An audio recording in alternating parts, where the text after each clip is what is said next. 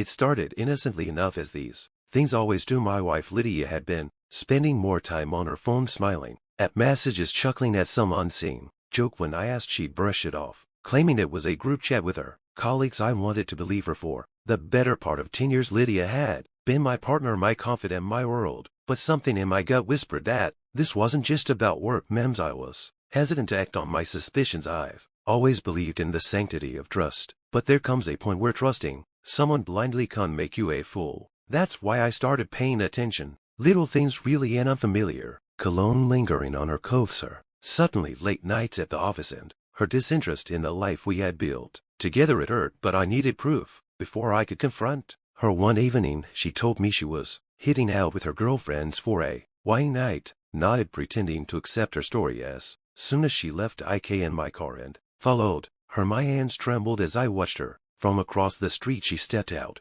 of her car, smoothing her dress, and walked inside like she had done it 1,000 times before. I waited 15 minutes later. A man joined her. He was tall, well-dressed, and confident. They shared a laugh before disappearing into the elevator. The betrayal hit me like a freight train. I loved Lydia with every fiber of my being, and she'd repaid me with lies. I drove home, my knuckles white on the steering wheel, and waited for her to return. She came back around midnight, smelling faintly of whiskey and musk. When I asked how her night was, she smiled and said it was great. I didn't confront her then. I needed time to process, to plan. I wasn't going to blow up my life in a fit of rage. No, if she wanted to play games, I'd play to the first step was hiring a private investigator. If I was going to confront her, I needed undeniable evidence. Over the next few weeks, the Pi sent me photos and videos that made my stomach churn. Lydia wasn't just seeing this man, she was deeply involved with him. They went to fancy dinners, spent weekends together, and even exchanged gifts. It was surreal,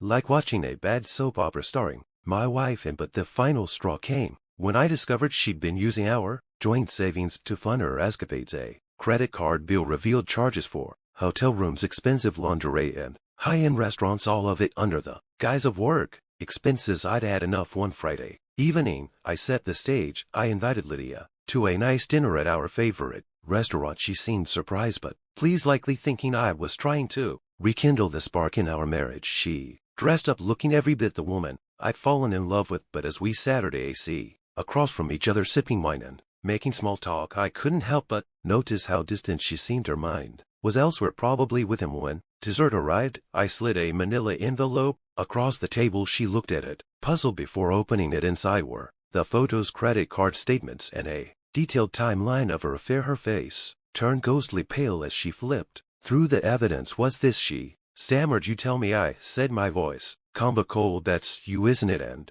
that's not the wine bar you claim to be." As she blinked rapidly, her mouth opening and closing like a fish out of water, and then, to my disbelief, she laughed. It wasn't a nervous giggle or an apologetic chuckle. It was a full-throated, mocking laugh. "You've been spying on me," she said, a smirk playing on her lips. "That's pathetic, Ethan." Pathetic, the word echoed in my ears, stoking a fire I didn't know I had, but I didn't let it show. Instead, I leaned back in my chair and smiled. "You're right," I said. "It is pathetic, but do you know what else is pathetic? Using our hard-earned money to cheat on your husband." Her smirk faltered, but she quickly recovered. "Look, Ethan, things haven't been great between us for a while. Maybe if you'd pay more attention to me, this wouldn't have happened." Blaming me, classic deflection. I nodded, pretending to consider her words. "You might have a point," I said, "but here's the thing. I've been paying attention, and I've been planning." Her eyes narrowed. "What are you talking about?" "You'll find out soon enough," I said, standing up. "Dinner's on me. Enjoy your evening." I left her sitting there, confusion and fear flickering across her face. That night, I moved out of our house and into a furnished apartment I'd secretly rented. I took only my essentials, leaving behind the memories and heartbreak. The next few weeks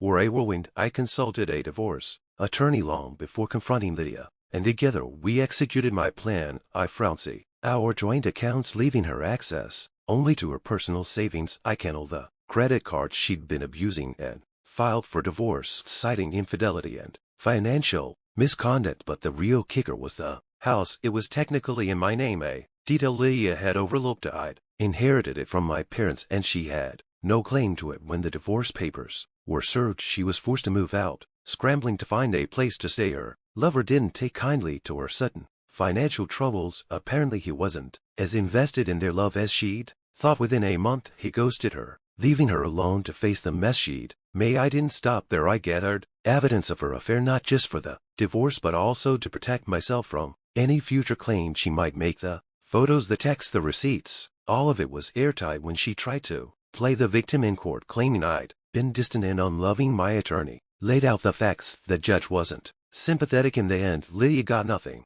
No alimony, no share of the house, and no sympathy from anyone who'd heard the story. Her friends distanced themselves, unwilling to be associated with the fallout. Even her family, who once adored me, admitted she'd crossed a line. As for me, I walked away with my dignity intact and a newfound sense of clarity. The betrayal had been devastating, but it also freed me from a toxic relationship I'd been blind to for years. I threw myself into my work, my hobbies, and my friendships, rediscovering the parts of myself I'd lost while trying to keep our marriage afloat. One evening, months after the dust had settled, I received a text.